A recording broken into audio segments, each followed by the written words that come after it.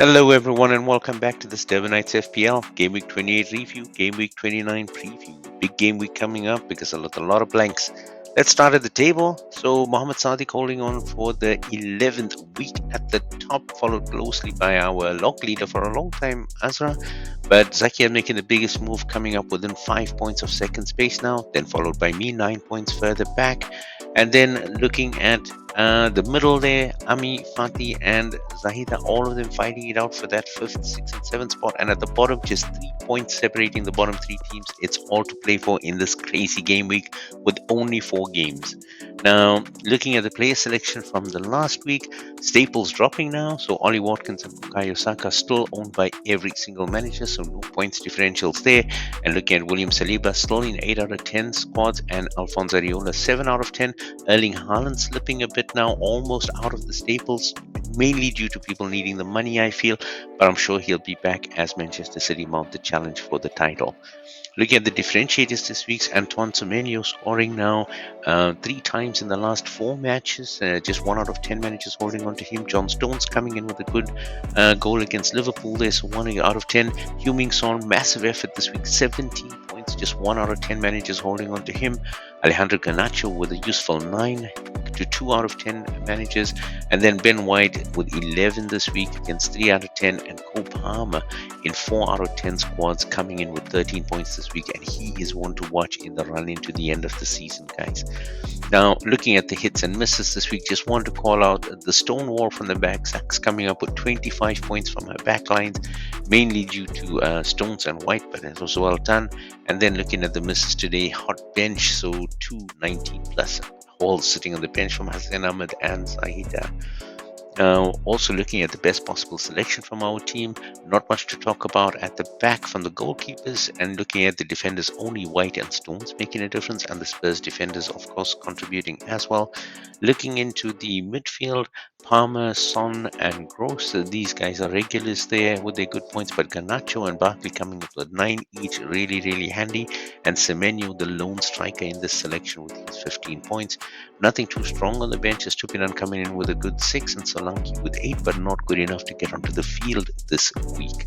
Now, also looking at what that would have got you, 128 points this week on excluding the bench, and 149 with the bench boost, but probably the lowest costing squad that we've had so far, 84.2. Definitely one to watch going into the last 10 weeks.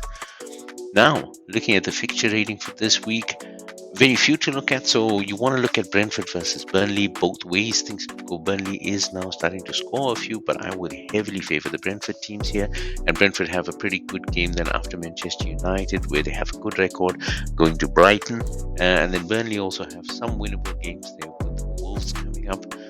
Luton for this week, for sure you want to look at them against Forest. They have been doing well, 3-0 up this week against Bournemouth. Unlucky to lose that game, but definitely some goals to be scored. But then you want to look at ditching them because Spurs and Arsenal are very tough for Luton Town. Forest also maybe not in the best of form, but having some very winnable games coming up. And then Spurs, even though they have a tough opposition on Fulham this week, definitely some winnable games and some good form coming in at Spurs, and not a lot of injuries as well. Now, looking at teams to be cautious with, Arsenal, Brighton and Man City with a blank this week, then Arsenal and City versing each other next week, and Brighton taking on Liverpool, and then City still have Villa to come. So we're looking at about 2 weeks where I would not favor Arsenal and Man City players. Now, looking at West Ham, they've got Aston Villa coming up this week, then Newcastle, then Tottenham. They've done really well in the European Championships over the week. I think 5-0 was the win to go to the next stage of the European Championship. And also Aston Villa winning 4-0, so both good goal-scoring teams coming up here. So you got to watch that one this week. And then Aston Villa have got Wolves, but then Man City again coming up on the back end. So just be cautious with these players. Now, looking at the players themselves on the back line, this is going to be a reduced one this week because only 8 teams playing. Emerson from West Ham is doubtful, so he's on the out list. But looking at the picks for goalkeeper, you've got Alphonso Areola, who's doing really well, Bernd Leno, who's always been pretty good at the back, and Vicario from Spurs. Those are the 3 choices possibly. And from defenders, you're looking at the pairing of Romero and Pedro Porro from Spurs, and then Alfie Doughty from Luton. He is doing so well. He's a very attacking wingback. not afraid to take the shots. He has already assisted in the last game week, so possibly could score even more this game week. So one to watch.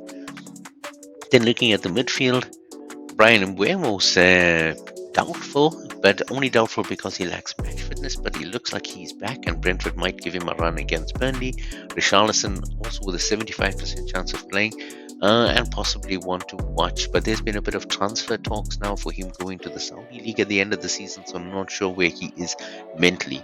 But looking at the picks, if Brian Mbuemo is back, you want to put him back in your squad. From Villa, you've got Douglas Luiz, Musa Diaby, and Leon Bailey, all of them in good form in Europe as well. You've got Jared Bowen, James Ward-Prowse, and Kudus scoring 2 in the European Championship this week. And then from Luton, you've got Ross Barkley, who pulled them back last week, and then Tahith Chong, who's also really good at attacking. Then looking at Fulham, you've got Alex Iwobi and probably Bobby de Cordova-Reid that you want to look at. And from Spurs, you have quite a bit of choice. If you're looking at Richarlison for sure, Son after last week, a lot of them will be looking at him for captain this week.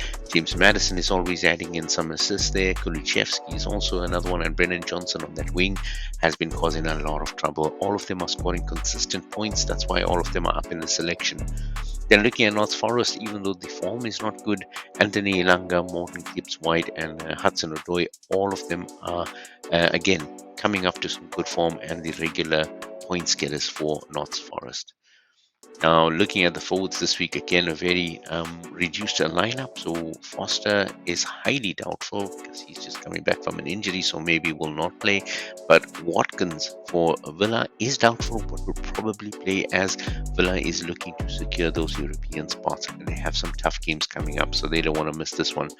Looking at the picks then, Fofana from Burnley if you're strapped for cash. Wissa and Tony for Brentford. Wissa is coming back on form again. Tony has been pulling a few blanks, but he is a very big threat. Then you want to look at Watkins for Villa, currently the top scorer among the forwards in the Premier League. Even though he's doubtful, there might be also an option for captain here. Another good form player, Timo Werner, has been scoring for Spurs now consistently in the last 3 games. Carlton Morris is always good for a few goals, has been a good performer, as has Roberto Muniz. And then you're looking at, of course, Woods and Awoniyi from Forest. Woods has not scored in a long time, but he is also one of those players that doesn't score for a long time and then comes up with a double-figure haul. So just watch for that as they take on this week. And then Awoniyi is coming back. He started scoring. He had some good form early in the season. You might want to look at him again. Now, that's what we have for this week. It is a very short game week. Be careful with your choices. The league is very close. But let's see how the results go, and I'll catch you on the next video when we look at game week 30. So for now, that's all for me. Don't forget to like, subscribe, and share this with those that need a hint. So much for now. Bye.